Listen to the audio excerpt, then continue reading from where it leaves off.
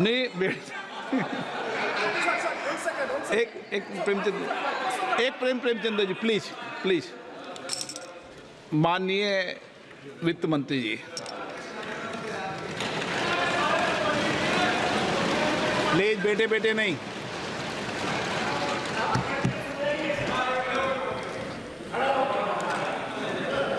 Sir thank you. अभी प्रशिक्षण में सुनाऊंगा सबको। उसमें विशेष रूप से जो सीनियर है ना उनको भी प्रशिक्षण देना पड़ेगा, दादा सोगत राय जी को। मैं तो रोज पढ़ता हूं नियम को daily. Sir, thank you very much, Speaker, sir. And I thank every member of the House who has spoken and taken interest in the budget which has been presented here. Let me at the outset thank the people of this country for giving this government, headed by Shri Prime Minister Shri Narendra Modi ji, a historic third consecutive term in office. It actually reaffirms the faith the people have and the commitment with which Honorable Prime Minister is leading the country, and therefore building stability and coming up with people-centric policies. We shall all work together to build a Vikasit Bharat by the year 2047. I am extremely humbled by the trust faith. I am extremely humbled by the trust vested in me by Honorable Prime Minister, and it encourages me to work even harder to attain government's vision of Vikasit Bharat. I would like to thank all the members for having participated in this robust debate, and I'm trying here to address almost all the issues raised by the honorable members, and I shall go by issue, which would cover many members under each issue, but I'll try to name as many of them as possible.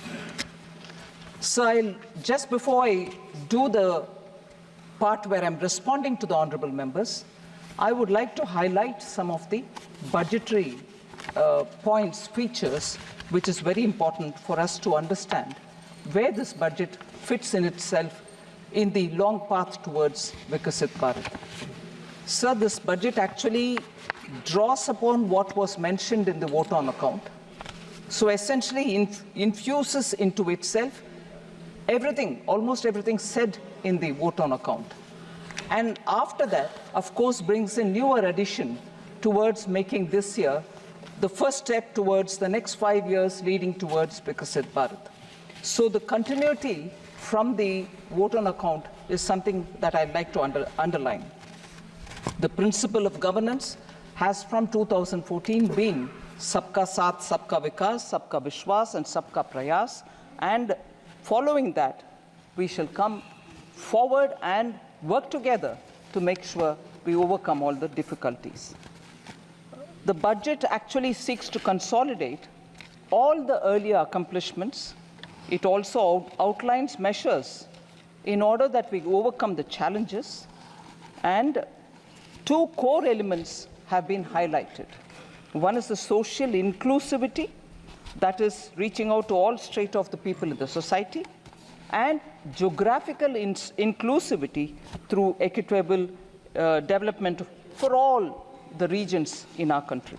So we are taking a whole of nation approach and now seeking to make sure that we fulfill the aspirations of our people. So briefly, if I were to summarize on points which are meeting this objective that we have set before ourselves, is the expenditure of the government has actually grown exponentially. It is today 48.21 lakh crores. It is projected to grow by about 7.3% over 23-24 and 8.5% over pre-actuals of 23-24. We call it pre-actuals, although with the final figures are almost there, because it has to be certified and audited, we give the nomenclature pre-actuals. but they are close, actually close to the real REs. Within the total expenditure, sir, one feature which has marked India's growth story post the COVID, it is the capital expenditure which the public money with which we are building assets, meaning government's own expenditure to build assets, to build capital expenses, are the ones, capital expenditure is the one which has actually enabled us to come out of COVID, whilst many other countries in the world are doing very many different things. But yet, this one tested formula of depending on the multiplier which comes out of spending on public expenditure, spending on capital expenditure through public money, has actually yielded us such results that post-COVID, consistently we've maintained high growth rate, and we are the fastest growing in the world as a result of this very clear government's approach. And in that total expenditure of 48.21 lakh, 11.11 lakh go for capital expenditure.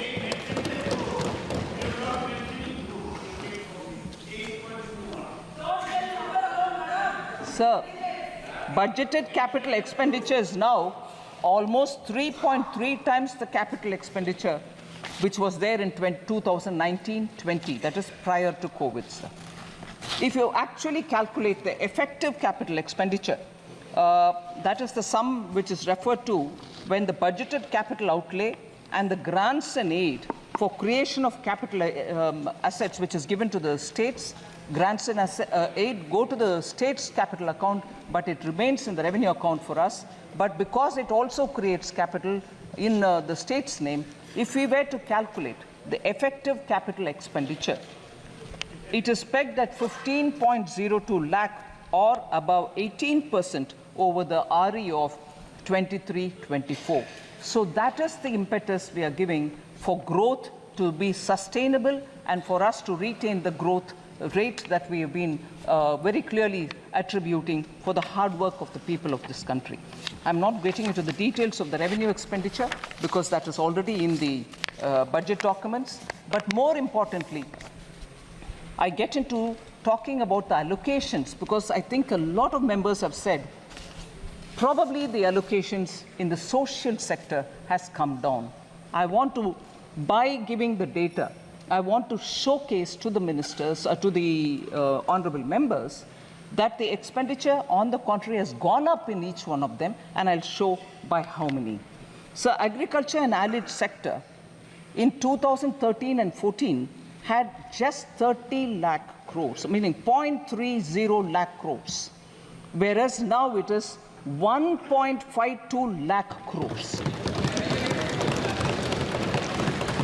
It is even 8,000 crores more than the last year, which is 23-24. So even over last year, we have made an increase and not brought a reduction in them.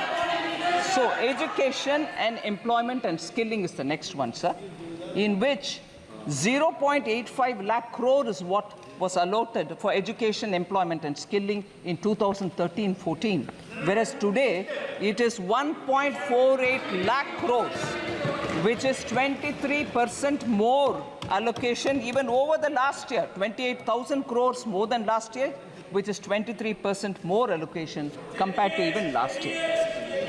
In 10 years, 0.85 lakh crore to 1.48 lakh crores.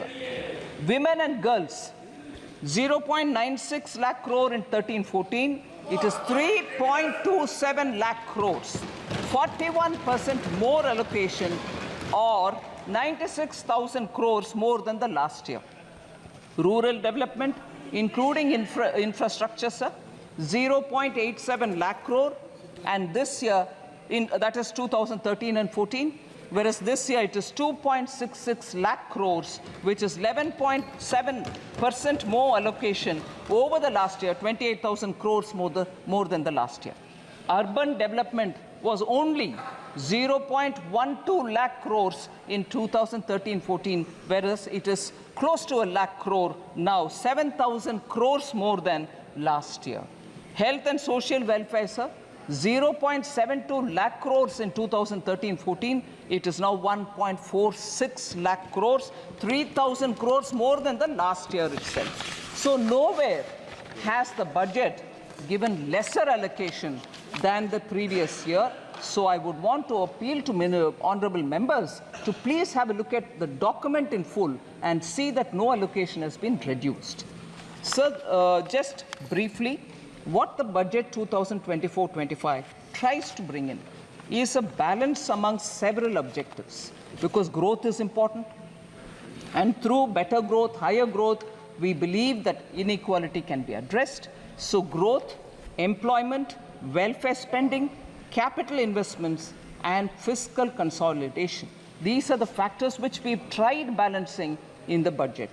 So an indicator which is very important for us. If I'm insisting on doing public spending on capital expenditure, the quality of public spending is the revenue deficit to fiscal deficit ratio normally. From about 80% in 2020-2021 COVID year, on account of COVID pandemic, the revenue deficit to fiscal deficit ratio, sir, was expected to fall to 36% was very high, whereas it is now fallen to, it is expected to fall to 36% in 24-25, and therefore reflecting the fact that expenditure is going towards quality asset creation.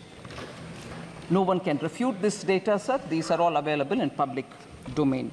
And the other thing which is an important indicator is, I had promised in this House, sir, 21-22, that the government would endeavor to attain fiscal deficit to GDP level below 4.5% by the year 25-26, from an unprecedented high of 9.2% in 2020-2021.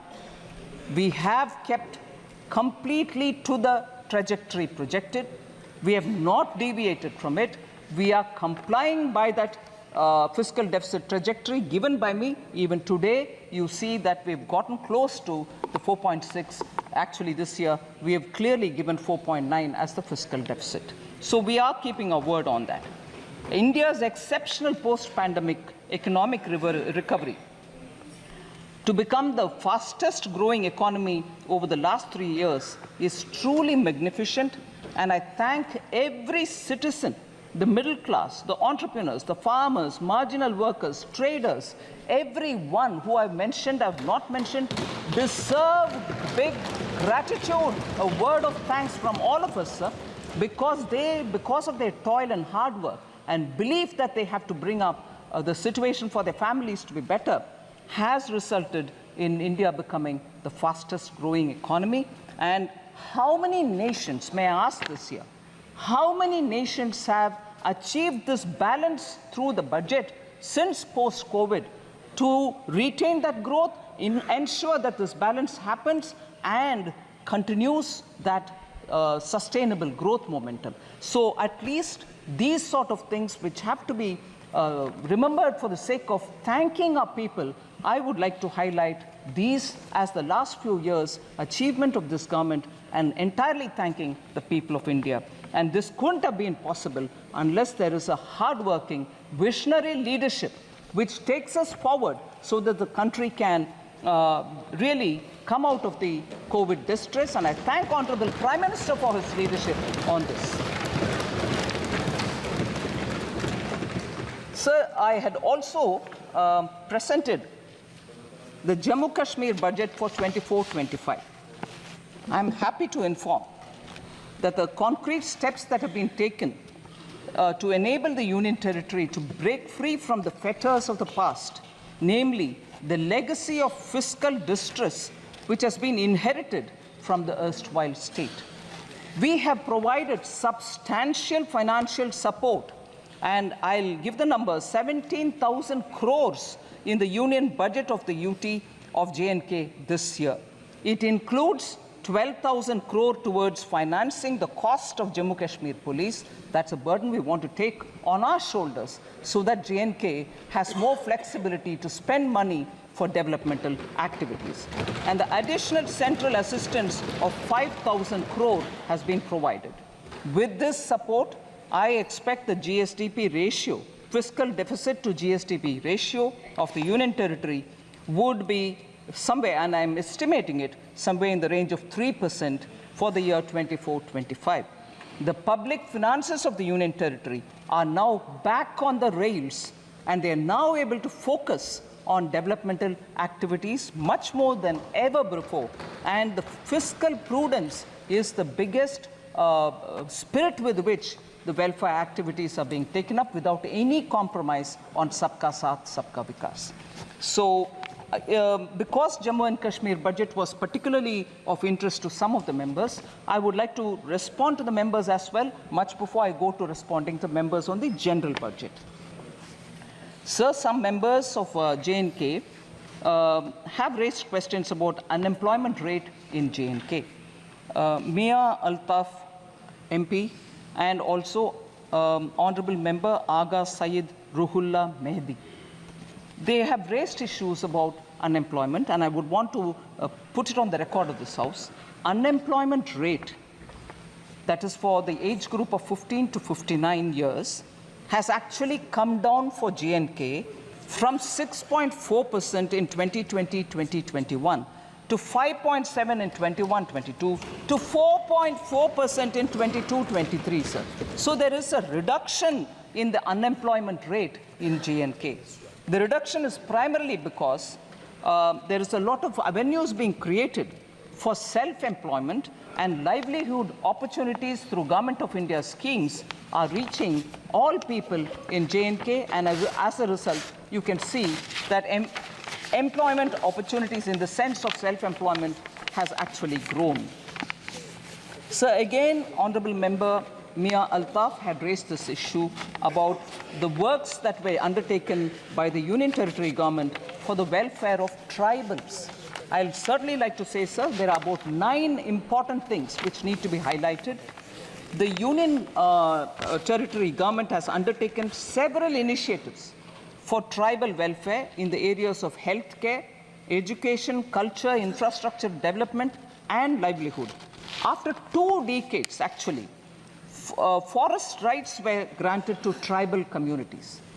2 शतक के बाद, इंतजार के बाद, tribal communities का उनका हक forest rights के द्वारा दिया गया है. 5,943 forest right certificates have been issued to the tribal people. First ever survey of the nomadic tribal population has also been conducted. Transport facilities are being provided to the nomadic tribes and the Bakarwals because they move up the range during summer and come down from the higher reaches to the lower levels. Transport facility is also being provided. Transit accommodation is provided to migratory tribal communities.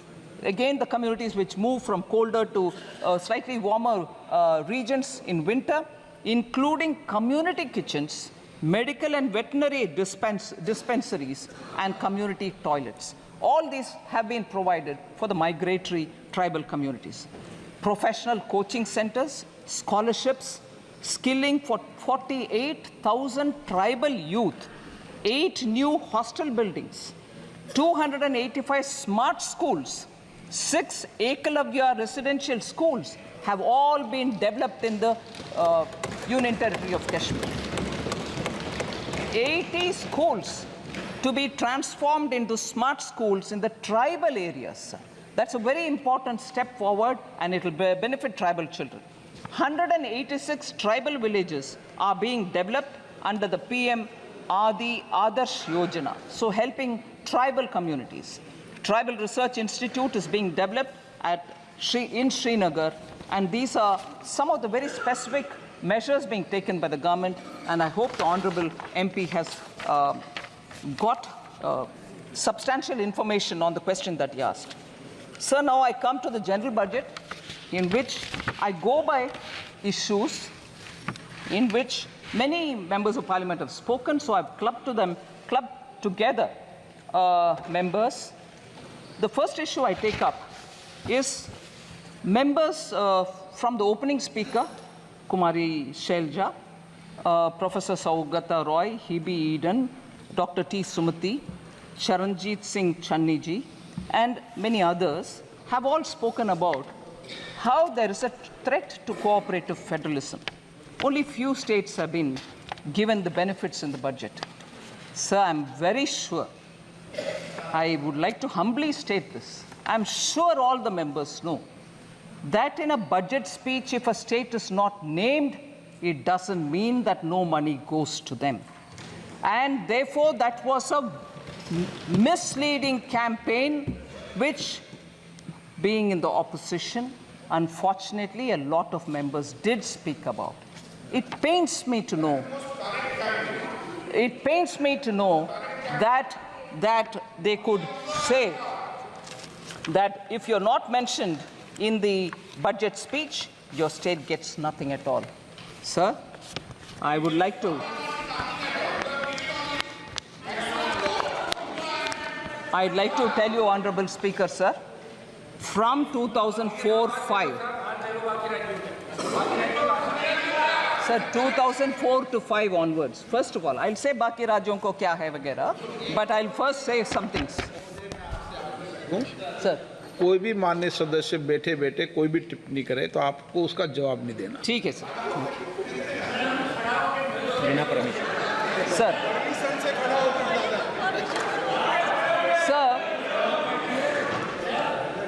Sir,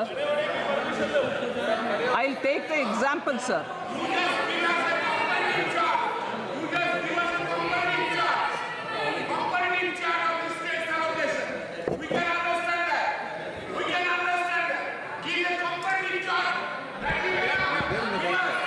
Sir, I'd like to compare. Sir, I'm picking up on the budget speeches since 2004-5, 5-6, 6-7, 2007-8, and so on, sir. 2004-5 budget did not take the name of 17 states. I'd like to ask the UPA government members at that time, did money not go to those 17 states? Did they stop it? Then if they stopped it, they have every business to ask this question. I presume they didn't stop money going to those 17 states because they didn't name it. So when it is one thing for them, it's all right.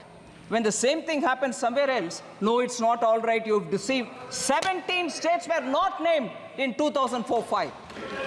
18 states were not named in 2005-6. 13 states were not named in 2006-7. 16 states were not named in 2007-8. Money didn't go to them. 2008-9, 13 states were not named. 2009-10, 26 states were not named. 26, which means only 2. Sir, oh yes, sir, if we are being blamed that only 2 states were named and the other states are not getting anything, 2009-10 budget had only 2 states, Bihar and Uttar Pradesh, and no other state. What does that mean then? It's all right when you do it. You didn't give money to those states which you didn't name. So, sir, you can't have it both the ways. You do one thing and then you blame the same thing on somebody else. What happens to the states which were not named? I'm asking now, 2009-10, 26 states of India did not have a mention. 2009-10, the full budget, 20 states. Interim budget did not have 26. The full regular budget, 20 states did not have it. So what does that mean, sir? They continue to ignore states. 2010-11, 19 states were ignored. 2011-12, 15 states were ignored, they didn't mention. 12-13, 16 states were ignored. 13-14, 10 states were ignored. So, sir, for that matter, the interim budget of 2014-15 ignored 26 states. Was there a noise? Did people say you ignored those states, you didn't give money? So, if you want to distort and create uproar. You want to give a sense of fear among people, you can go about distorting data. But this stands here, sir. इनका काम ही भ्रम फैलाना है। Sir, in the last few years, now each state, we had ministers go and explain how much has been given to each of the states. All right, sir? Record तो है, record है दादा, इसीलिए रिकॉर्ड होता है वकीलों के पास। Sir, I just want to say this, sir. Just random examples of how much has gone to different states. Bulk drug parks in Himachal Pradesh for now 1,900 crores. Very recently announced by Prime Minister Modi. PM Mitra Textile Park went to Karnataka, Tamil Nadu and Telangana. Have they not received monies for that? 500 crores for Greenfield Park and 200 crore for Brownfield Park. These are just random examples, sir. Railways, West Bengal, Jharkhand and Bihar, multi-tracking of Son, Nagar and Andal. Telangana and Maharashtra. Yes, it is, everybody is right, and that's why I'm answering. But instead of reading a complete list, I'm giving random examples so that people can understand. 2,700 crore for Himachal Railway. Railways, Telangana and Maharashtra, doubling of Mudked, Medchal, Mehboob Nagar, Don route.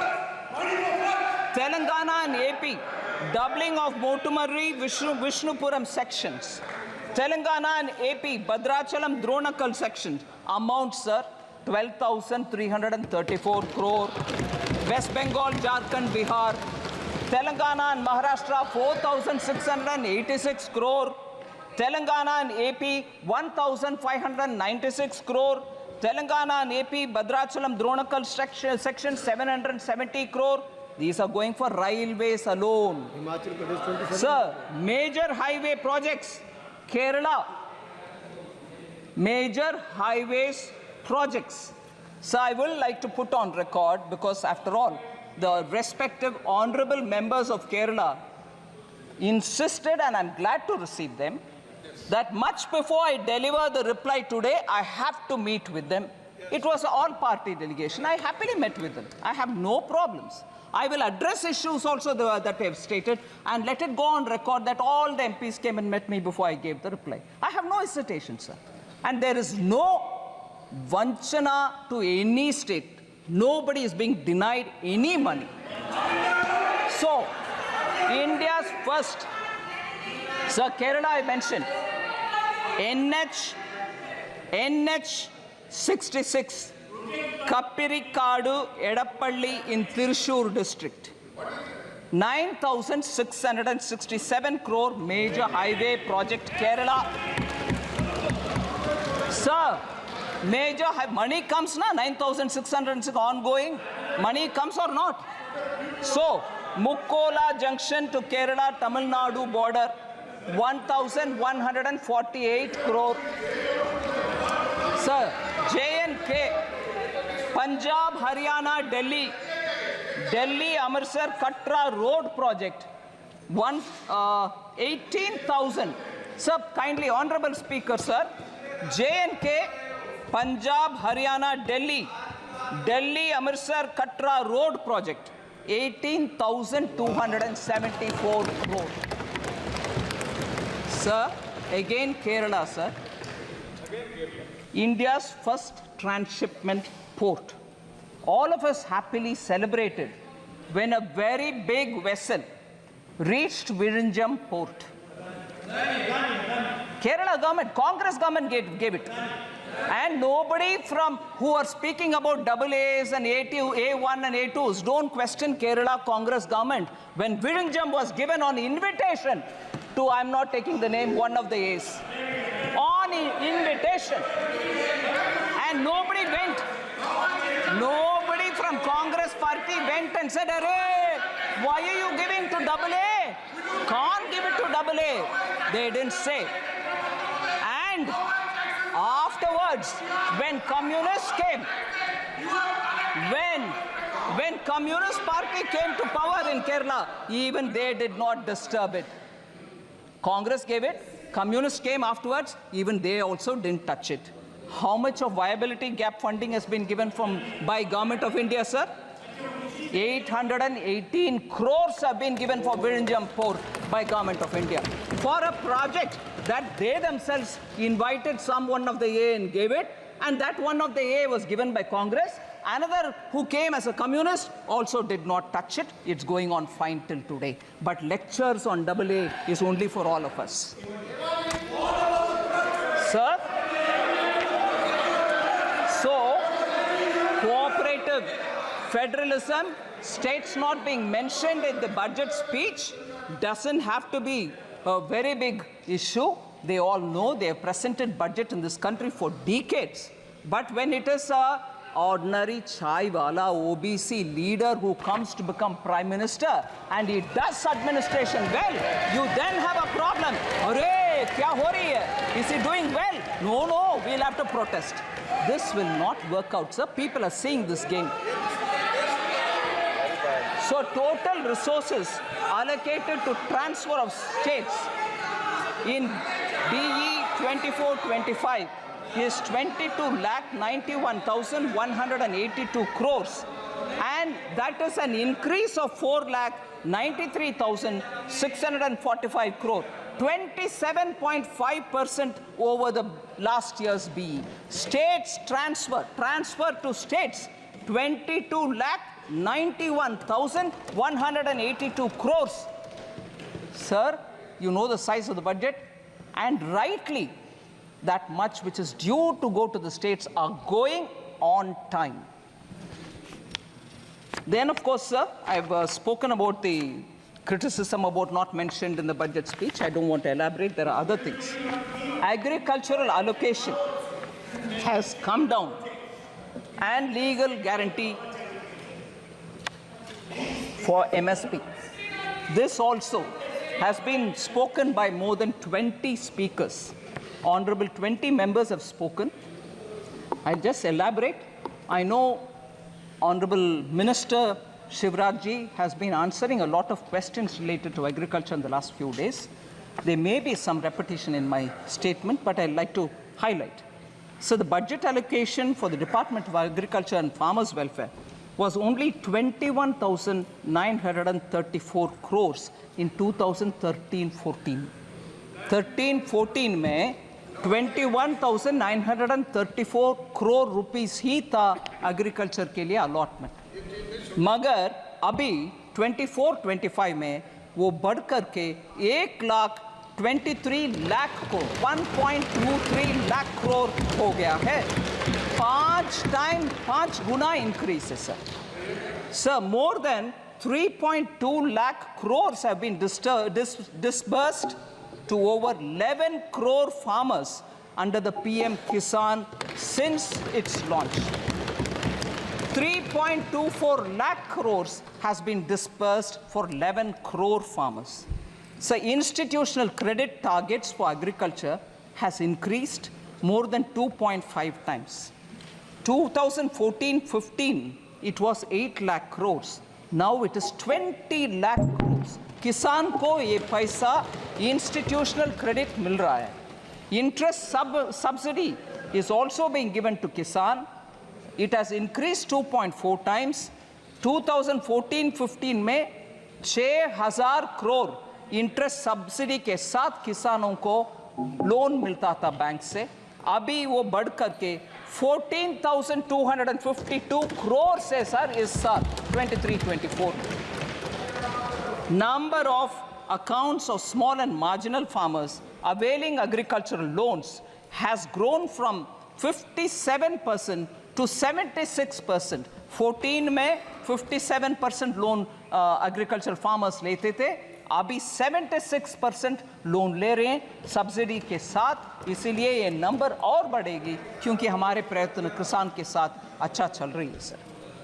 Sir, also a committee has been constituted some time ago to look at how the CACP cost, Agricultural Commission for Agricultural Cost, and prices can work better so that किसान के लिए जो भी सुविधा मिलना चाहिए उसको बेहतरी तरीके से मिलाने के लिए कैसे काम करना, उसके ऊपर एक कमेटी काम कर रही है.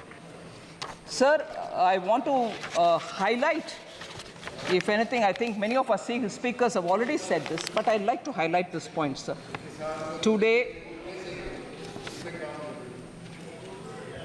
sir, the Congress Party and the India Alliance partners are all doing good lot of politics on the farmers.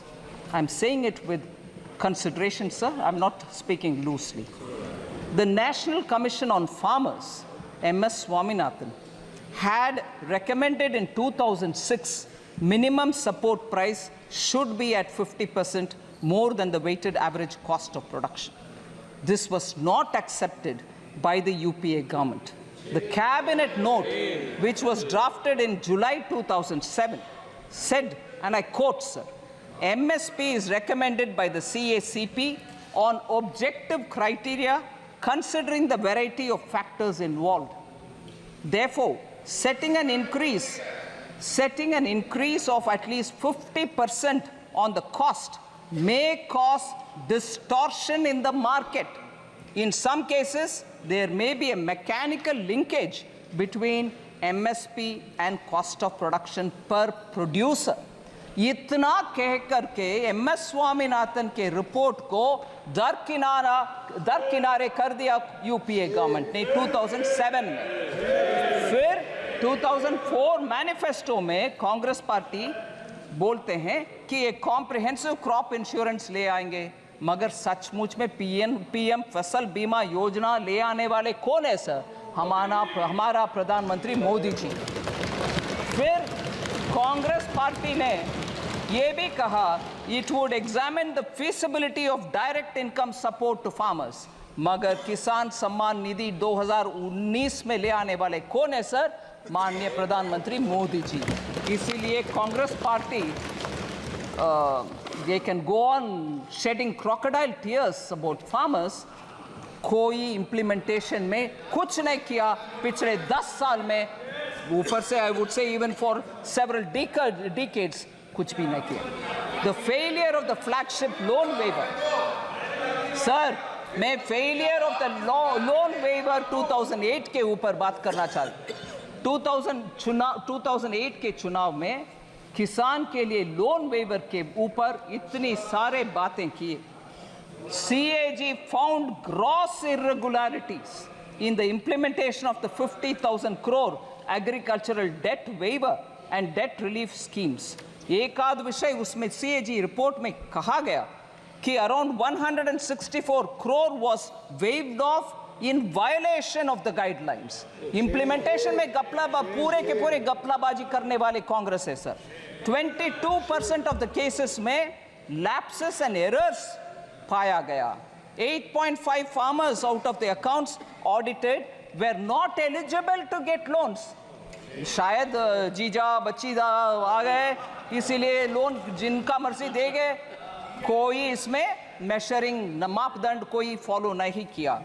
34% of the eligible beneficiaries of the test checked accounts were not issued debt waiver certificate. ये मैं मानती हूँ बेरहम एक step है sir, जिसमें अगर bank वो सर्टिफिकेट नहीं देता वो किसान दोबारा लोन नहीं ले पाता.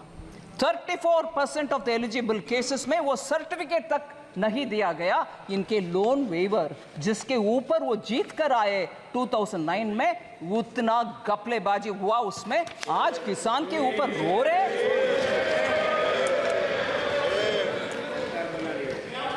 सर, अनएम्प्लॉयमेंट के ऊपर 15 ऑनरेबल मेंबर्स ने बात किया. सर, इसमें कुमारी सैलजा की, अभिषेक बैनर्जी, सौगता रॉय जी, हिबी ईडन, राजीव राय, दुराई वाइको, पप्पू यादव जी, डिम्पल यादव जी, एनके प्रेमचंद्रन जी और के सुब्रायन जी, ऐसे बहुत सारे, डॉक्टर सुमति, अनएम्प्लॉयमेंट के ऊपर बात की. मैं उनका एक आध विषय स्पष्ट करना चाहती हूँ sir. Sir, our policy to make youth, इस बजट में यूथ के लिए 5 ऐसे स्कीम का एक बड़ा सा पीएम का युवा पैकेज हमने ले आए, जिसमें एम्प्लॉयमेंट भी है, स्किल ट्रेनिंग भी है, इंटर्नशिप भी है. Our policy is therefore to make youth सक्षम, स्वतंत्र और समर्थ. इसीलिए to make them competent, independent and capable, a lot of schemes have been brought in other than the 5 schemes put into PM package. 48 crore mudra loans worth 29 lakh crores have been dispersed since 2014. 29 lakh crores का dispersal हुआ मुद्रा में. इसीलिए इस बार क्योंकि वो success हुआ है, हम उसको 20 लाख रुपीस तक अमाउंट बढ़ा रहे हैं, 10 से लेकर के 20 तक बढ़ा रहे हैं. मैं ये 5 स्कीम के ऊपर ज़्यादा बोल नहीं रही हूँ sir, but I want to say UPA era में जॉबलेस ग्रोथ के विषय में एक विषय हाईलाइट करना चाहती हूँ सर. आरबीआई के क्लेम्स डेटा जो पीरियोडिकली हमें इकोनॉमी के ऊपर पिक्चर देता है, वो एम्प्लॉयमेंट यूपीए के इरा में, मतलब 2012 to 13 में और 13 to 14 में टोटल एम्प्लॉयमेंट एक्चुअली डिक्लाइन हुआ है. ये वो जिक्र करता है आरबीआई की रिपोर्ट. उनके कार्यकाल में जब टोटल एम्प्लॉयमेंट का नंबर डिक्लाइन होता है, उसके बारे में चर्चा नहीं करते. मैं आज उठा रही हूँ इस हाउस में कि उस समय के एम्प्लॉयमेंट क्यों घटा. Why did it come down? If you are claiming that your economy management was all very good, how did total employment figure come down? And this is RBI data, not mine. Second, sir, formal employment was badly hit. Total persons engaged during the UPA time, annual survey of industries कहता है कि Covid pandemic के time, हमारे सरकार के time से ज़्यादा decline उस समय हुआ टोटल पर्सन्स का एंगेजमेंट में. This is a data about 2012-13 employment total persons engage decline हुआ उस समय. Sir, we want to highlight the fact that the annual periodic labor force survey reports show that the labor market indicators for persons in the age group of 15 years and above has steadily improved under Prime Minister Modi 2017-18 to 2022-23. Our employment figures have improved. I'm giving you at least 4 indicators for that. Labor force participation has increased from 49.8 in 2017-18 to 57.9% in 22-23. Labor force participation number. इसमें women labor force participation has risen to 37% in 22-23 from 23% which was in 2017-18. Women का participation भी increase हुआ. Youth the unemployment rate has declined from 6% in 2017-18 to a low of 3.2% in 22-23. Youth unemployment for the age group 15 to 29 has declined sharply from 17.8% in 2017-18 to 10% in 22-23. So the last point on this employment debate, sir, SBI research report, which was released in July 2024, said India created 12.5 crore jobs between 2014 and 23 compared to only 2.9 crore during the UPA 10 साल. 2.9 crore UPA के 10 साल में, मगर अभी 12.5 crore हमारी 10 साल में sir. So employment के ऊपर बार बार गलत फहमियां प्रचार करना ये छोड़ दें, क्योंकि डेटा उसके खिलाफ है.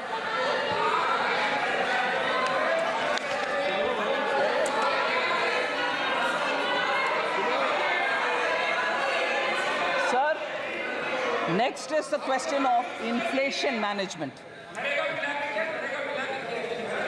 And inflation, periodic labor force does not include Narega, sir. नहीं. Does not include. I'm sorry. No comfort on that. Sir.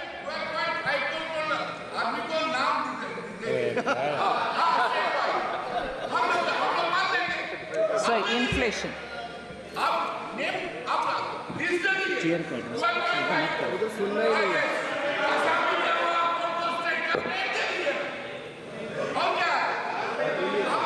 Sir, inflation, sir. Inflation as a subject. 7 honorable members spoke about it. I'm not taking their names. Sir, we saw double-digit high inflation period during the UPA era, and that is because of their reckless policies.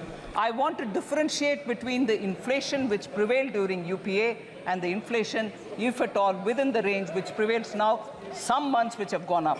There is a difference. Domestic inflation used to be higher than the global average during UPA's time. Global financial crisis 2008, sir. If we are talking about COVID, which is much, much more complex than the global financial crisis, global financial crisis 2008, UPA government took stimulus measures to boost the economy. But I'm sorry to say, I'll come to this particular matter because it has a relevance to one of the honorable members. Harvard and Oxford educated leaders, UPA government was run by them for the economy, did not know when and how to withdraw the stimulus, leading to a high double-digit inflation between 2009 and 13, high fiscal deficit and debt, crowding out private investment. So between January 2012 and 2014, just the 22 months, of the total 28 months, 22 months the inflation was above 9%.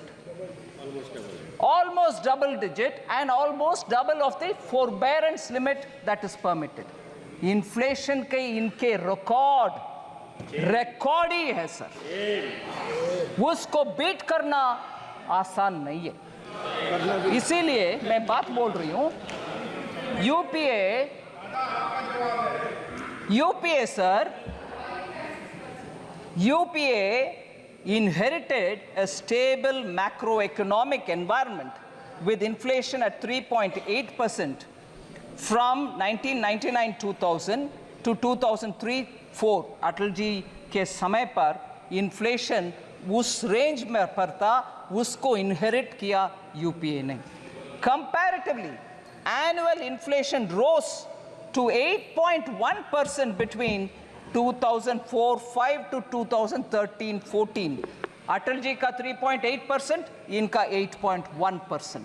यही है इनका record inflation management के ऊपर.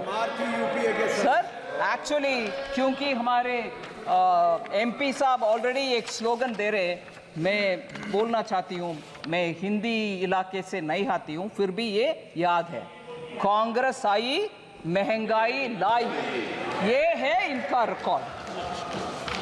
Sir, because economy was in such poorly managed state because of inflation, I want to quote, sir, RBI governor, उनका नाम नहीं ले रही हूं क्योंकि सदस्य नहीं है इधर, मगर वो एक किताब लिखे हैं. उस किताब में वो बोलते हैं, I quote, the finance ministry used to pressurize the RBI to soften interest rates and present a rosier picture of growth to shore up sentiments. क्योंकि आपके आर्थिक व्यवस्था इतना बिगड़ गई थी, आप RBI को फोन करके उनको बोल रहे हैं कि प्लीज ठीक से मैनेज करो भैया, क्योंकि सेंटिमेंट अफेक्ट हो जाएगा. आप कुछ मैनेजमेंट नहीं किए, मगर ये किताब में फॉर्मर RBI गवर्नर लिख रहे हैं सर इनका इकोनॉमी के मैनेजमेंट के ऊपर. शेम. वो हमें पूछते हैं कि इकोनॉमी कैसे मैनेज कर रहे हो. Sir, India's inflation between 2020-2023 is much lower than the global average. Prime Minister Modi, in spite of COVID, planned the economy in such a way that our inflation did not affect so badly. I want to just give you the list of the records, sir. NDA के समय 99 to 2004 तक 3.8, UPA 1 में 6%, UPA 2 में 10.2%, so UPA 1 and 2 put together 8.1%. अभी हम आ रहे हैं NDA 1 में 14-15 से लेकर इन्फ्लेशन 5 years में 4.5%, एनडीए 2 में 5.7%, एनडीए 1 and 2 put together 5.1%. कहाँ है 8.1%? हमारे 5.1% कहाँ है? मैं ये भी दुख के साथ कहना चाह रही हूँ, जब प्रधानमंत्री जी पेट्रोल और डीजल प्राइस को 2 बार कम किए, बीजेपी स्टेट्स ने कम किया, इन्फ्लेशन घटवाए, मगर यूपीए के स्टेट्स कोई कुछ नहीं किया, उसके वजह से उनके स्टेट में इन्फ्लेशन हाई रहा। देश के लिए नुकसानदायक पॉलिसी है यूपीए का। ठीक है, हम कैसे मैनेज किए इन्फ्लेशन? ग्रुप ऑफ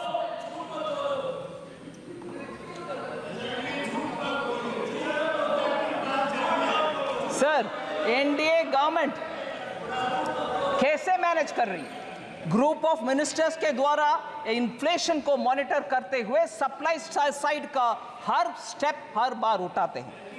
मैं उदाहरण देती हूं सर, भारत ब्रांड आटा, राइस और पल्सेस का विषय हमने खरीद करके सब्सिडी के साथ जनता को पहुंचा रहे हैं। भारत आटा at 27.50 रुपीस पर केजी, और लोग खरीद रहे हैं कि नहीं खरीद रहे हैं? बिल्कुल खरीद रहे हैं। 14.87 lakh tons have been sold for common public.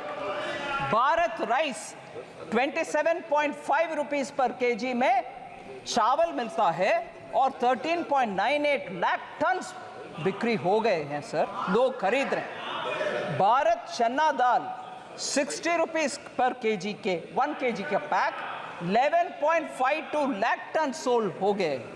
Bharat moong dal, both मूंग दाल और साबुत मूंग दाल 2984.37 टन्स का सेल हो गया है। आम नागरिक तक हमारे भारत ब्रांड आटा पहुंच रही है, इसीलिए इन्फ्लेशन को वो फेस कर पा रहे हैं। सर, मैं अगले एक विषय, मुख्य विषय में आ रही हूँ। एससी एसटी को इग्नोर कर रहे हैं सरकार, विमेन एंड पुअर को इग्नोर कर रहे हैं। इसमें 4 लोग बात किए, चरणजीत सिंह शनी, श्रीमती डिम्पल यादव, के Radhakrishnan and Tol Tirumavalavan, all members, honorable members of parliament who have raised this issue. I want to say SC or ST or women के allocation has gone up substantial. Number दे रही हूँ सर, 23-24 में 1,59,148 crores था SC का। इस साल 1,65,493 crores, 6,345 crores और बढ़ाए। ST 1,19,706 crores, 1,24,909 crores, now 5,113 crores अधिक, we have increased it. Women 2,38,220 crore पिछले साल, इस साल 3,27,158 crore, 88,938 crores ज़्यादा दिए हैं इस साल में। सर, इस विषय में थोड़ा ऑनरेबल स्पीकर ध्यान से आपके सामने विषय रख रही हूँ। SC ST का एलोकेशन कम हो गया है, ऐसे प्रश्न पूछने वाले से मैं पूछना चाहती हूँ। कर्नाटका की कांग्रेस गवर्नमेंट ने SC SC ST फंड से बजट में 9,980 दिए हुए बजट से 4,301 करोड़ ट्राइबल सब प्लान से निकाला गया, उसका पता नहीं चल रहा कहाँ गए। So far of the total, Karnataka government has spent 2,228 crore including 1,587 crore from the SC/ST sub-plan and 641 crore from the tribal sub-plan specifically. God knows where this is going. Because this has been questioned in Karnataka itself by the leader of the opposition and the media, I want to ask माननीय former chief minister Charanjit Channi ji, आपके leader से बात करिए, कर्नाटका में जाकर के SC का हालात के ऊपर प्रश्न पूछिए। इधर पूछने का आवश्यकता नहीं है, उधर कांग्रेस गवर्नमेंट में हो रही है इतनी सारी घपला। फिर कर्नाटका से एक और विषय सर, जरूर मैं मानती हूं कांग्रेस में एससी के विषय में बात करने वाले हर नेता कर्नाटका आज ही जाए, पूछ ले कि क्या हो रही है। एससी के पैसा को निकाल करके प्राइवेट अकाउंट में डाला जा रहा है, किसी को मालूम नहीं हो रहे। एससी के ऊपर इधर लेक्चर हो रही है। वाल्मीकि विषय, कर्नाटका महर्षि Valmiki scheduled tribes development corporation scam, बड़ा सा स्कैम सर। इसमें सर विषय देख लीजिए, कितना इंटरेस्टिंग बात। Normally government stands up to say no गपला, क्या आरोप लगा रही हो, सॉरी, ऐसे बात करने के लिए सरकार के पक्ष में से खड़े होते हैं। मगर उधर नाम नहीं ले रहा हूं, मुख्यमंत्री जी खड़े होकर के बोल रहे हैं, अरे भैया वो 187 करोड़ नहीं है, सिर्फ 89 करोड़ है जो गपला है, मगर not 187 crore but only 89 crore. ये देख लीजिए क्या कॉन्फिडेंस, यही कांग्रेस है। गपला करो फिर आर्ग्यू करो, बोलो कि 189 नहीं है भैया, जस्ट 89 है, छोड़ दो। एससी का पैसा सर, एसटी का पैसा सर, दोनों उधर गपले हो रही है, मगर इधर एससी के ऊपर लेक्चर हमें दे रहे। एससी के ऊपर चीफ मिनिस्टर पंजाब के प्रश्न पूछ रहे।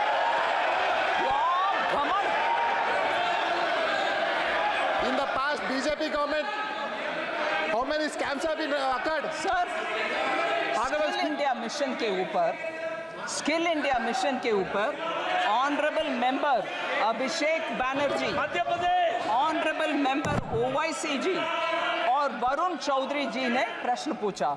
आई want to highlight 3 honourable members, Abhishek Banerjee ji, Owaisi ji और वरुण चौधरी जी ने प्रश्न पूछा।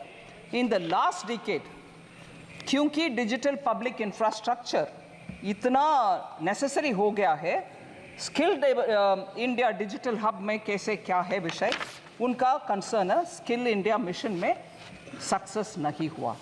मैं उनको जेंटली बोल सकती हूँ, in the last decade the employment of Indian youth has increased sharply, rising from 34% in 2014 to 51% in 24। ये सब क्योंकि उनका स्किलिंग हुआ, उनके अपग्रेडिंग ऑफ स्किलिंग हुआ, उसके वजह से वो आगे आना संभव बन रहे हैं। और इस बार बजट के द्वारा 5 स्कीम्स का package, PM skill for youth और एम्प्लॉयमेंट फॉर यूथ के पैकेज के द्वारा इसको और आगे बढ़ाएंगे। यूथ के लिए हम काम करेंगे। और हमारे position sir world skills competition में 19th पोजीशन में थे हम 2017 में स्किलिंग में, आज 11वीं पोजीशन में 11th रैंक में आ गए हैं bye 2020। Sir 3 members have spoken on poverty and global hunger index. Poverty and global hunger index, कुमारी शैलजा जी, दुराई वाइको जी और Gurmeet Singh ji. Sir, I want to first of all, with all humility and modesty say, flawed indicators such as the global hunger index for India's sake may not work out. I'm not saying because you have raised a point, but I'll tell you why.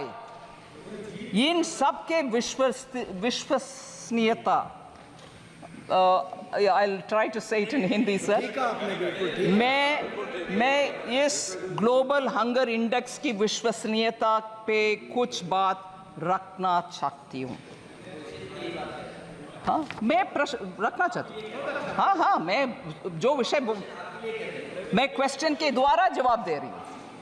Conflict ridden countries sir, Pakistan जैसे countries को, Sudan जैसे countries को भारत से आगे ranking कैसे मिल रहा है sir? African Nations में आज भी उनका पर कैपिटा इनकम भी कम है। फिर पाकिस्तान में आज तक आटा के क्यों, मैं I am not saying it in a sense of you look at them they are suffering, no, I don't want them to suffer, but it is a reality. Today, they are not able to obtain even basic food. Here, 80 crore लोग के लिए भारत देश में मुफ्त में हम अनाज दे रहे हैं, फिर भी हंगर इंडेक्स में हाई है। ये कैसे ये विश्वसनीयता स्थापित करेंगे? Sir, household savings will do. Household savings at 50-year low, while household debt has been increased. Sri Honorable MP Abhishek Banerjee ने ये प्रश्न पूछा।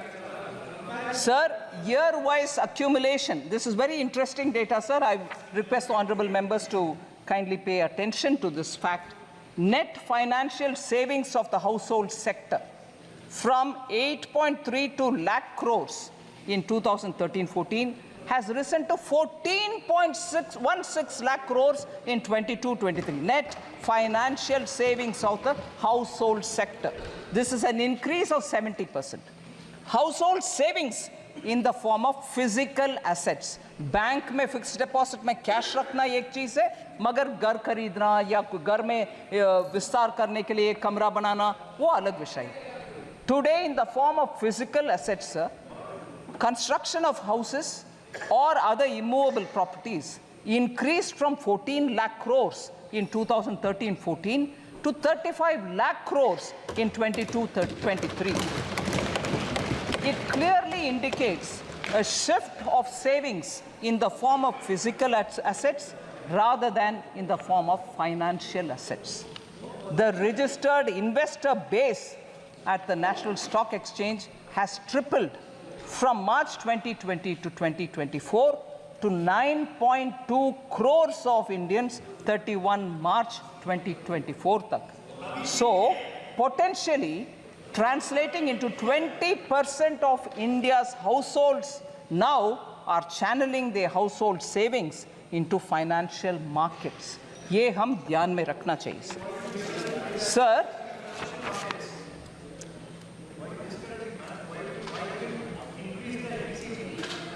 I'll come to that. I'll certainly come to it. Sir, Honorable Speaker, sir, I'm almost coming to the end, sir, but one or two important points. Sir, I thought you wanted the answers. Sir, lack of transparency in budget. Lack of transparency in budget was the issue raised by Honorable Member N.K. Premchandran. I want to highlight the fact, sir.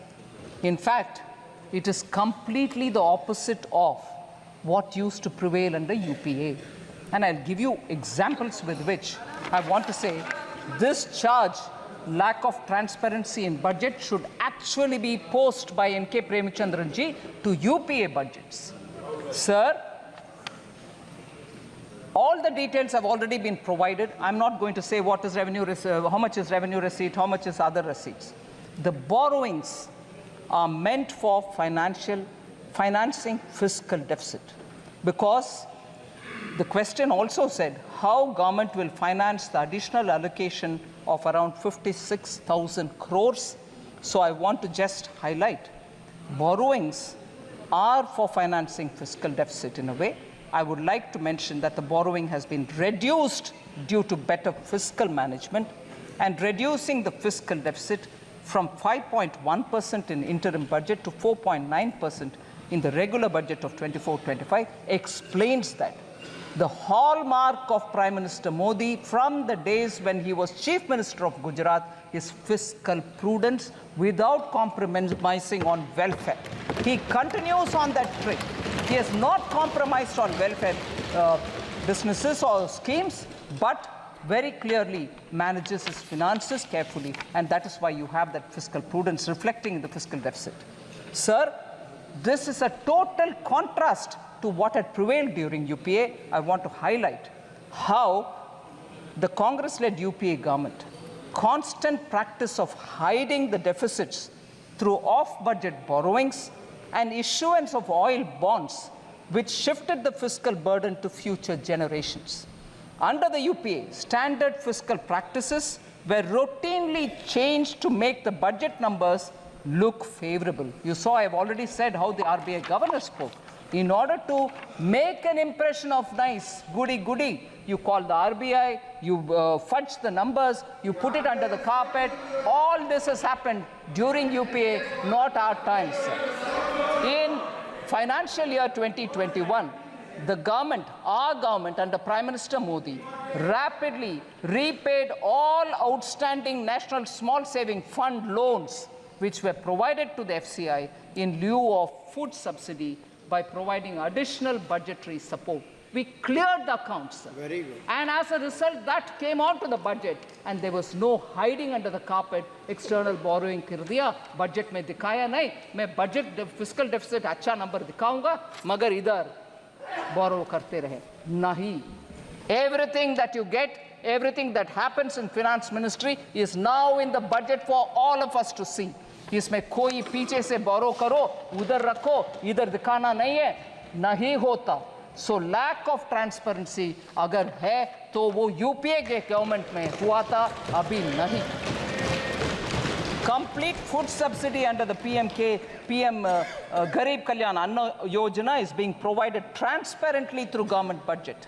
Sir, from 21-22, off-budget funded schemes are being proactively disclosed in the budget document. इसीलिए हर step हम ले रहे हैं transparency की ओर.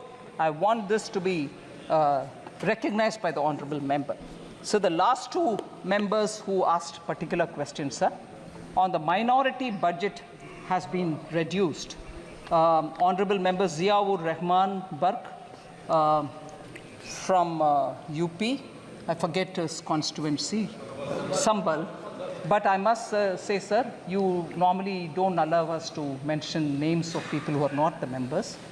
But with your permission, I want for a moment to pay a momentary dedication to his grandfather, Shafiqur Rahman Bark, late Shri Shafiqur Rahman Bark, because he was a very elderly member.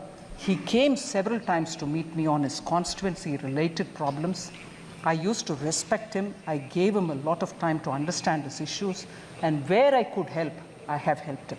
But not for that, but I do recognize the dignity with which he has approached his assignments, even with that aged,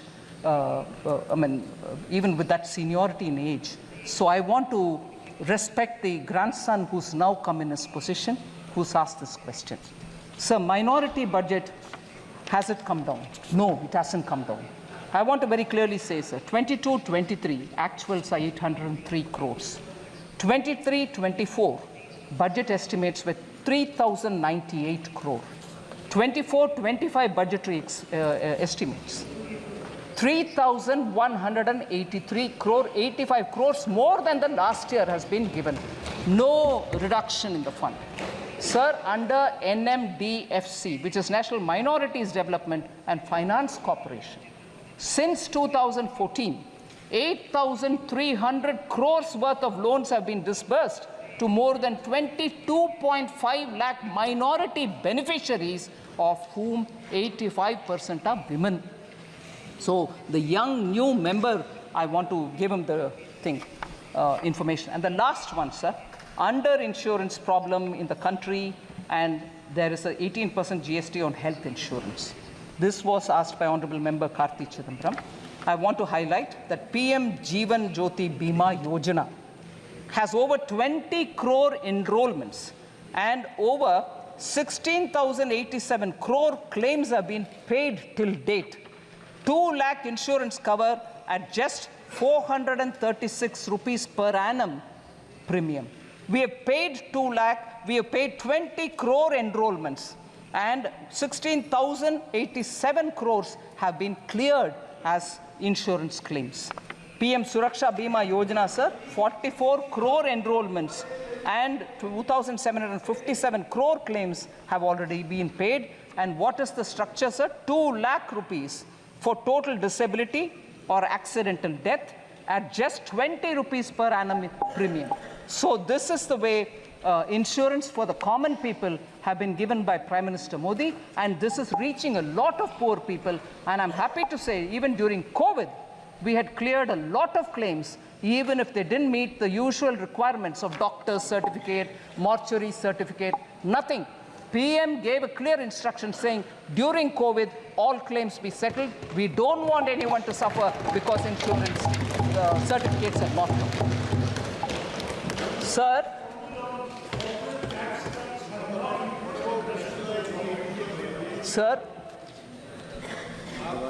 this is not something I very much would want to speak about, but there are one or two things which I need to highlight before I come to the last 2 points, sir. Professor Saugata Roy has raised a lot of issues, but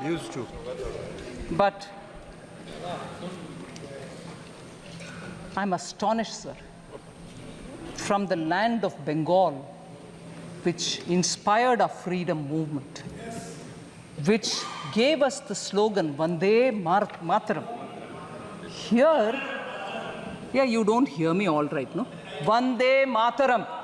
I'll be happy to say it 10 times. Vande Mataram. Bengal gave this call, and we are very inspired by that.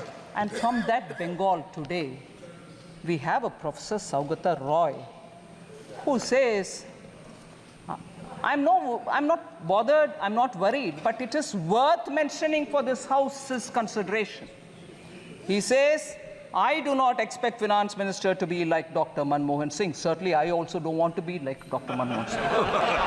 She is not a PhD from Oxford, not even like Chidambaram, who has got a management degree from Harvard. She's from our own JNU. But the problem is she's bereft of new ideas. सीधा मैं आ रही हूँ sir प्रश्न, सीधा मैं आ रही हूँ प्रश्न में.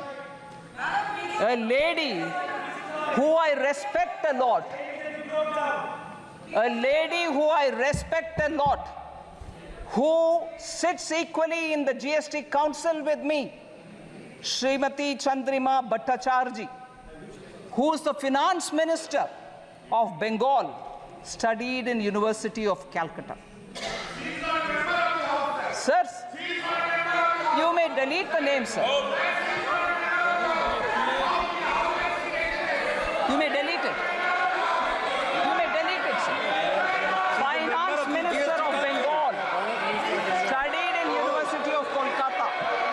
That's all right, sir. She is also, I respect her, which means, is she also bereft of new ideas? Is she also bereft of new ideas, sir? I don't want to take her name. Finance Minister of Bengal. Please delete the name. I am not against it. I respect her, sir. She does wonderful contribution in the GST Council. She is from University of Kolkata. So, when reference is made to me saying she's from JNU, but the problem is she doesn't have any, she's bereft of new ideas. Is she bereft of new ideas? Equally, I want to ask, the Chief Minister of Bengal is also from colleges affiliated to the University of Calcutta. Does it mean that if you study in Indian universities, you are bereft of ideas? She is a fighter who's leading the state for so many years. Make chauvinist comments. Sir?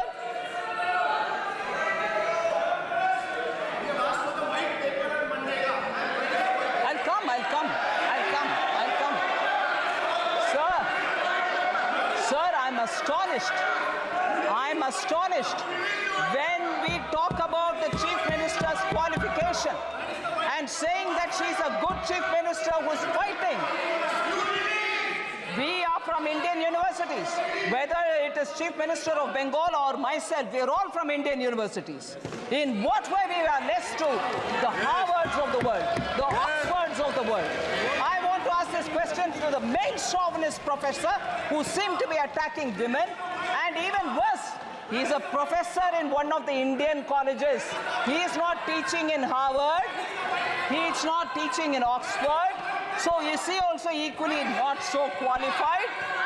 A professor in Indian university demeans people who have got qualification from Indian universities, sir.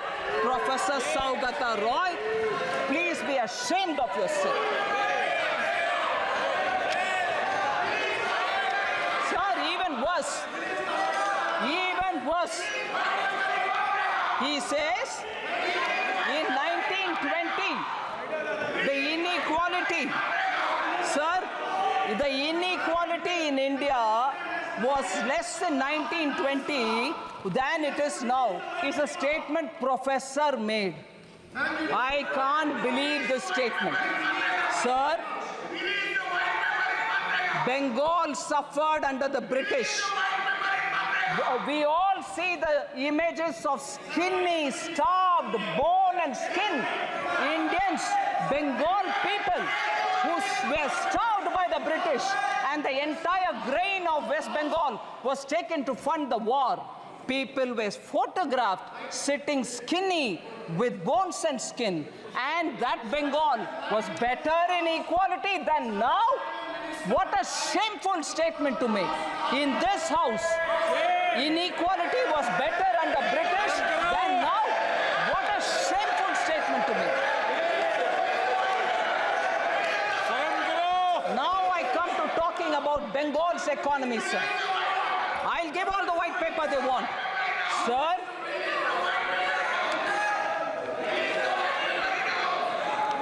West Bengal's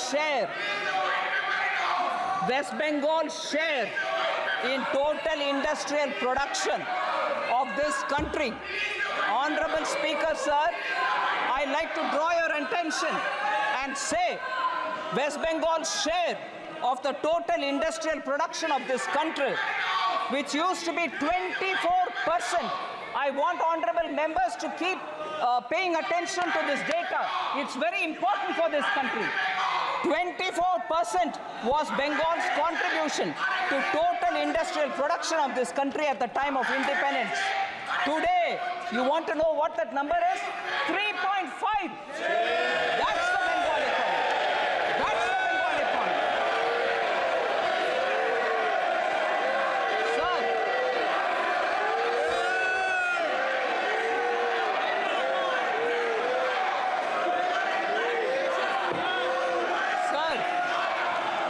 there's been a downward trend in the gross capital formation. In 2010, West Bengal accounted for 6.7% capital formation in India. Now it accounts only for 2.9%. They want a white paper?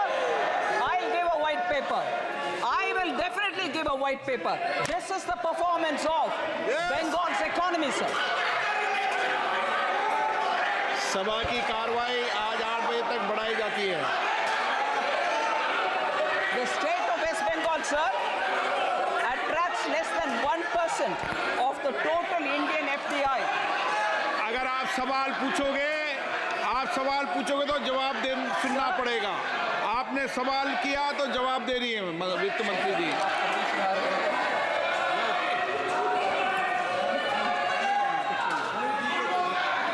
Sir, honorable member Supriya Sule had asked question about fiscal deficit target of 4.9% may not be achieved. With supplementary demand, it might go up to 5.6% is our apprehension. I want to reply to Honorable Member Supriya Sule, sir.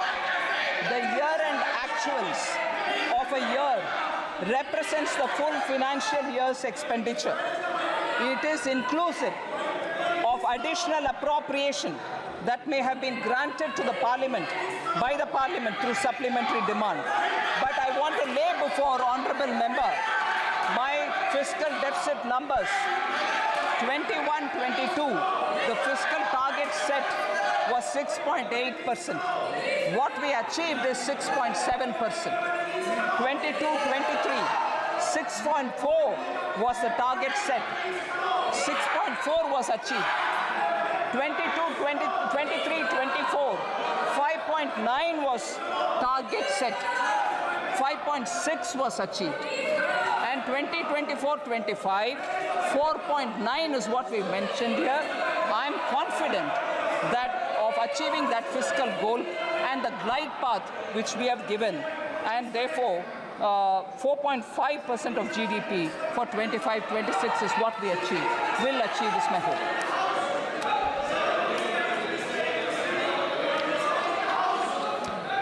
Sir, before I come to the conclusion, there's one I will come to the conclusion with, but before I come to that, sir, I want to highlight the fact. माननीय सदस्य, नेता प्रतिपक्ष, please शांत। आसन के पीठ पेट कर नहीं बैठते। संविधान नेता प्रतिपक्ष हो जाने से अकल कहां से आएगा? Sir, this is an important issue I want to raise, sir, before I come to the conclusion. Sir, today, when we are discussing the journey of Viksit Bharat, I want to draw your attention towards a very serious issue. To make India develop, it is necessary for the country to have big economic and strategic power. But if there will be instability and anarchy in the country, the journey towards Viksit Bharat will become more difficult. This is a huge challenge for us. And as a nation, we have to understand where the problem is. India's social fabric, parliamentary traditions, economy, and the armed forces are all four being severely attacked. We have united our diverse society through the hard-working people of this country over the generations. After independence, sir, our constitution was put in place, and it has put in place several arrangements to keep the society united. But today, through a conspiracy, the fault lines of our society are being exposed. Mistrust is being created against each other in the society through fallacies, lies, and deceit. Sir, efforts are being made to create such a situation that even a spark will lead to a lot of conflict. Similarly, the attacks on the armed forces are also being intensified on some pretext or the other, or one pretext or the other. Efforts are being made to divide the army and the soldiers. The strength of the army is its discipline and unity.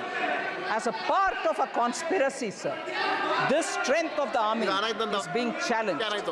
Whatever is happening today regarding Agniveer is a part of this conspiracy. I'm afraid to say this. Apart from the society, parliament, army are all under attack, and even the economy is being attacked. When the people of India have really struggled to come out of COVID and are building a society on their effort. We as people representing them in this house at least should recognize the hard work of our people and not undermine India as a country which is growing at this rate. So entrepreneurship itself is being made a villain, sir, which is a shame. Hard-working entrepreneurs are building this country.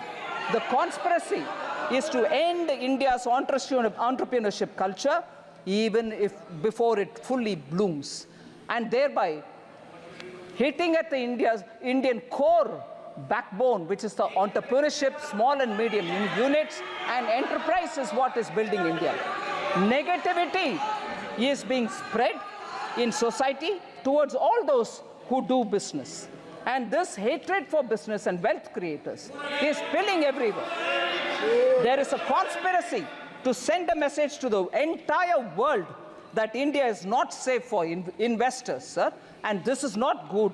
Rumors are being spread that Indian institutions cannot guarantee security to foreign investments, which is really a sad situation, sir. Strategic instability, economic instability, and political instability. Some forces are working to create this kind of an image of India, and we should all fight together that this kind of instability building people should be told a lesson. There is a huge nexus. There is a huge nexus behind this, which is carrying out this conspiracy from the streets and even to the parliament.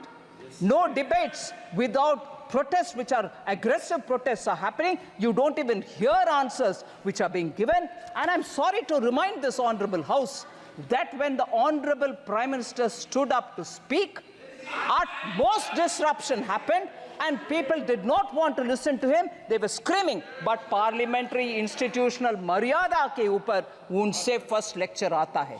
Jab all over the well, they had people standing, and people were forced or nudged or cajoled to say, go into the well, protest. Sir, institutional respect, we have to keep it. Every countryman has come together to fight this conspiracy. We have to be alert, sir. And I take this opportunity to say this. Sir, the last matter, sir.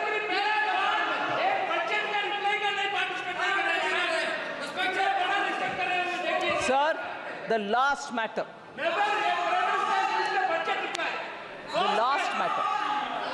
The last matter, sir. Halwa. Okay? We should talk about it. Sir, it pains me, sir. It pains me, actually.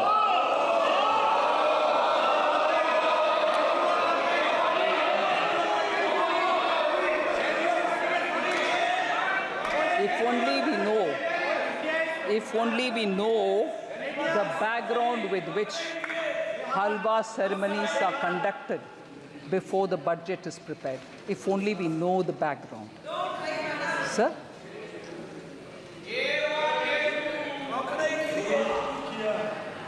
If only we know the background of why halwa ceremonies happen, sir.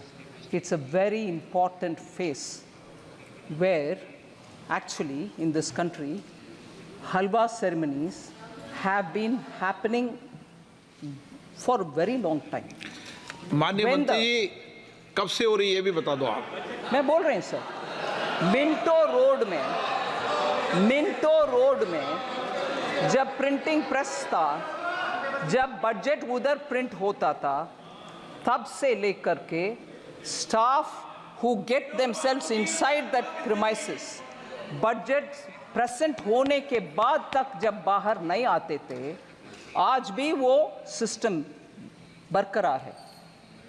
वो लोग अपने आप, क्योंकि अंदर जाने के बाद till they can't come out till the budget is read, on their own used to organize halwa making, क्योंकि भारत में एक ट्रेडिशन है, कोई भी अच्छा काम शुरू करने से पहले नींबू मीठा।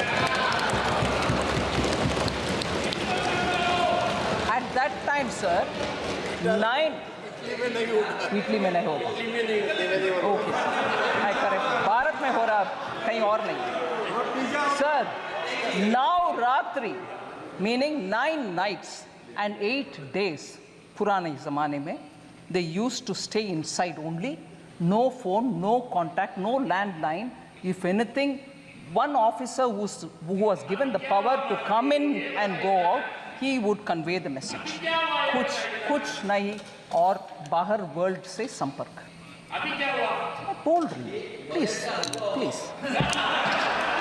अभी sir 5 nights and 4 days nowadays they stay in the cellar of North Block, and this is essentially because the confidentiality of budget making has to be respected.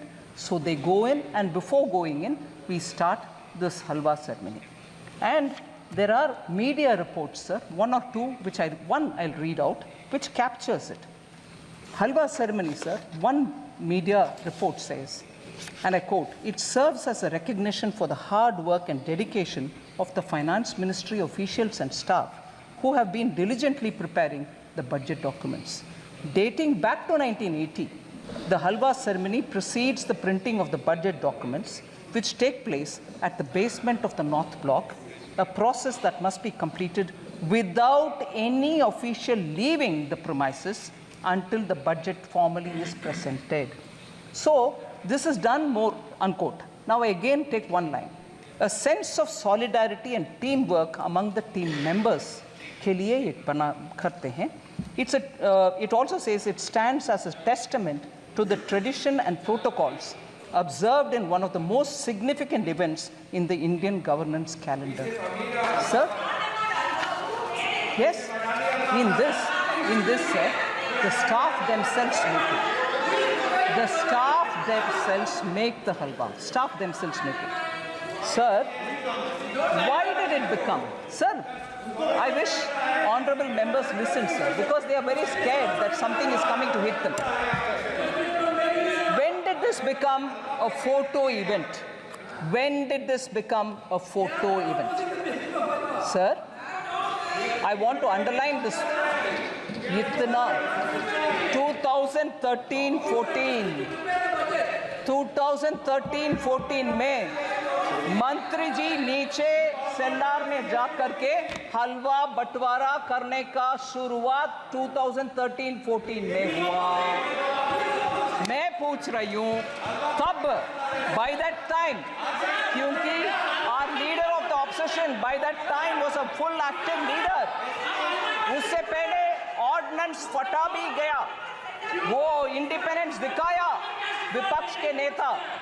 क्यों उस समय फाइनेंस मिनिस्टर तब की उनसे ये पूछा नहीं गया कि कितना एससी है भाई, आप नीचे जा रहे हो फोटो के लिए, बोलो नहीं तो वो हलवा में कैंसिल करूंगा, क्योंकि उस समय वो पावरफुल थे ना, रिमोट कंट्रोल था ना. वो हलवा क्यों कैंसिल नहीं किया? उनके हलवा कैंसिल नहीं किया. तब ये पूछा नहीं गया भारत के हलवा बटाया जा रहा. सर, ये आदत किसी का हो तो वो जमाना गया. मलाई खा करके इस देश को छोड़कर या पार्लियामेंट को छोड़कर लोग गए. लोग वोट करके मलाई खाने वाले को दिखाया रास्ता, चले जाओ, आप सत्ता में बैठना नहीं है. वो जमाना गया. मगर उस समय के फाइनेंस मिनिस्टर से ये पूछा नहीं गया आप नीचे जा रहे हो बंटवारा करने के लिए, हलवा बंटवारे करने के लिए, आपके साथ कितने एससी हैं, कितने एसटी है, कितने ओबीसी है, वो पूछा नहीं है. उस समय के ऑफिसर्स लोग के स्टैटिस्टिक्स गणना नहीं हुआ, मगर अभी पूछा जा रहा है. इसीलिए मैं बोल रही हूँ इस देश में लोगों को बंटवारे करने में कुछ षड्यंत्र के साथ इस प्रश्न पूछा जा रहा है. Sir, it's a shame. मैं इस मौके पर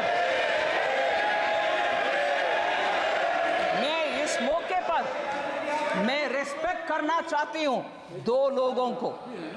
सर, आप परमिट नहीं करते हैं नाम लेने के लिए, वो मेंबर भी नहीं है, मगर प्रिंटिंग हमारा फिनेंस मिनिस्ट्री के इंपॉर्टेंट स्टाफ दो लोग, उनको मैं जिक्र करना चाहती हूं. सर, ये सेक्रेट नहीं, प्लीज आप सुन लीजिए, सेक्रेट हलवा के विषय और इसमें इतना इमोशन जुड़ा हुआ है, ये समझ में आएगा. सर, रिटायर्ड ऑफिसर उनके पिताजी गुजर चुके थे जब वो अंदर पहुंच गए और बाहर आने का कुछ नहीं है possibility. Shri Kuldeep Sharma ji deputy manager थे प्रेस का, उनके पिताजी का देहांत होने का विषय उनको अंदर होने के बाद मिला. फिर भी सर, वो कमिटमेंट देखिए, वो जब तक फिनांस का बजट डिक्लेयर हुआ तब तक बाहर नहीं आया. मैं उनके सर झुक करके नमन करती हूँ. ऐसे लोग हैं सर, उधर उनका सेंटिमेंट है हलवा बनाना और बंटवारा करना, उनको नीचे दिखाना अच्छा नहीं है. नीचे दिखाना अच्छा नहीं है. दूसरा मैं बोल रही हूँ, श्री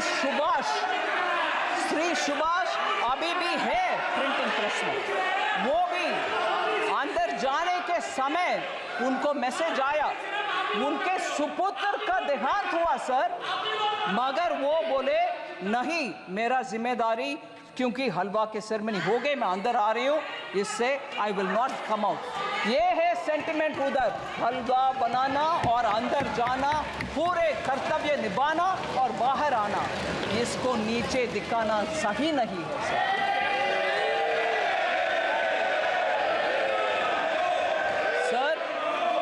एससी के ऊपर, ओबीसी के ऊपर बहुत सारे विषय हमारे एमपी गण बात कर रहे हैं। फर्स्ट प्रधानमंत्री जी नेहरू जी का लेख सबको पढ़, शायद अनुराग जी ने पढ़ दिखाया।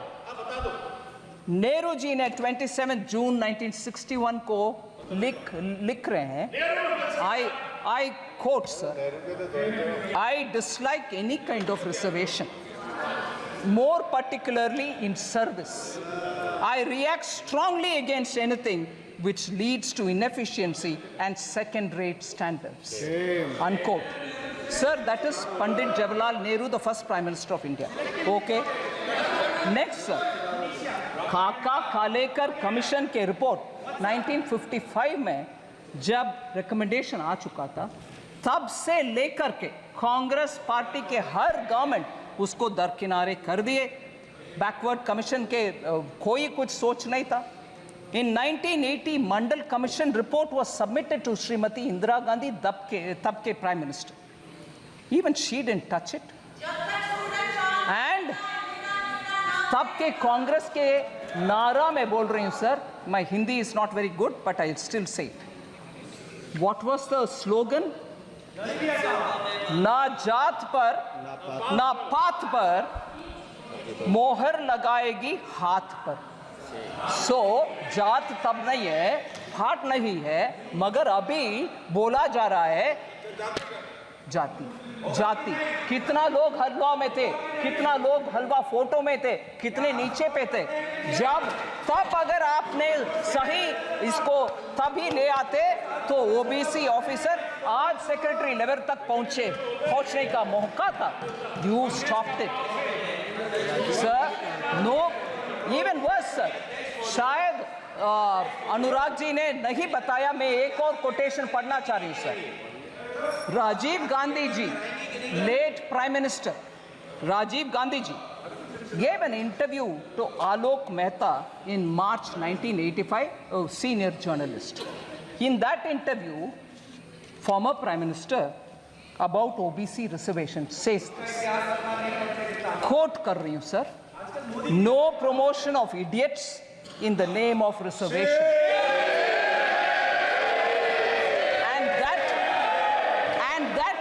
Promoting idiots in the name of reservation, and that promoting idiots in the name of reservation would harm the entire country, unquote.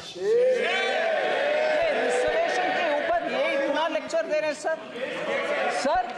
Ambedkar ji cabinet से निकल करके he said, I don't want to be in this because there is no justice for backward communities or for SCs. उनके चिट्ठी, ये सब विषय लंबा सा चिट्ठी सर, मगर वो रेलेवेंट पैराग्राफ में पढ़ रही हूँ। So he said, quote, I will now refer to another, second in brackets, matter that I will now refer to another matter that had made me dissatisfied with the government. It relates to the treatment accorded to the backward classes and scheduled castes. I was very sorry that the Constitution did not embody any safeguards for the backward classes. It was left to be done by the executive government on the basis of recommendations of a commission to be appointed by the President. More than a year has elapsed since we passed the Constitution, but the government has not even thought of appointing the commission, unquote. So Ambedkar ji सरकार से छोड़कर जाने, सरकार किसकी थी sir? First government under Pandit Jawaharlal Nehru, the first Prime Minister. इनके दादा परदादा के बयान ये सब है सर। आज ये रिजर्वेशन के ऊपर और SC/ST के ऊपर बात करते हैं। मैं प्रश्न पूछना चाहती हूँ सर। अभी अरे अखिलेश जी, नेताजी लोहिया जी इंग्लिश में बोलते हैं सर। अरे लोहिया जी नेताजी खिलाफ थे उस समय। इंग्लिश में बोलते हैं चैरिटी बिगिंस फ्रॉम होम।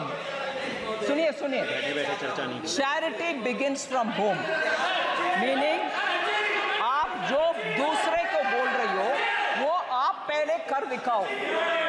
मैं पूछ रही हूँ सर, राजीव गांधी फाउंडेशन में कितने SC हैं, कितने ST हैं, कितने OBC हैं? क्योंकि बाहर के वाले लोगों का नाम पढ़ना नहीं है, 9 लोग हैं, कोई SC नहीं है।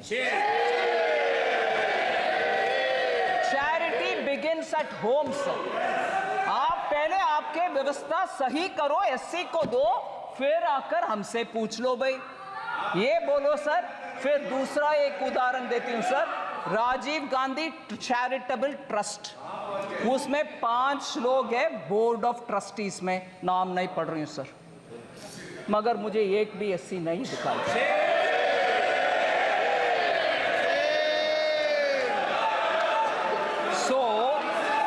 सर SC/ST लोग के ऊपर हम सब कुछ अच्छे करने के लिए इरादा रख सकते हैं, ये इनको हलवा मगर जनरेशन आफ्टर परदादा दादा सबके बयान एक ही जैसे जब है और काम कुछ नहीं हुआ, आप जाकर के आज बोलेंगे तो कैसे भरोसा आएगा सर?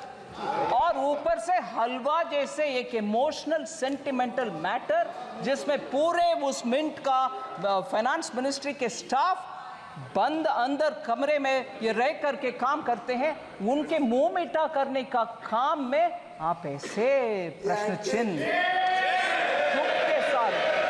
और मैं जब इस विषय में मैं कैसे जवाब दूं, ऐसे करके सर पे हाथ रखा तो पूरे ट्रोल आर्मी के साथ मुझे पूछा जा रहा है कि SC के ऊपर जब विपक्ष के नेता बात कर रहे हैं आप सर पर हाथ रख रही हो, हंस रही हो। नहीं, ऐसे एक इमोशनल मैटर को इतना हल्के से डील कर रहे, उसको मैं सर न फोड़।